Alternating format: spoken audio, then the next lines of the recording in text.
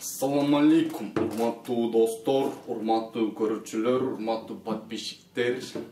Бүгүнкү чыгышта сиздерге казакча бара алмадым аттуу чыгарманы чертип көргөзүп берейин. Эгерде жакса, бир нече лайктан кийин бой менен ырдаганча кантип чертсе болот экенин көргөзүп берем. Түшүндүрүп беришке аракет кылам, урматтуу достор. Типа разбор болот.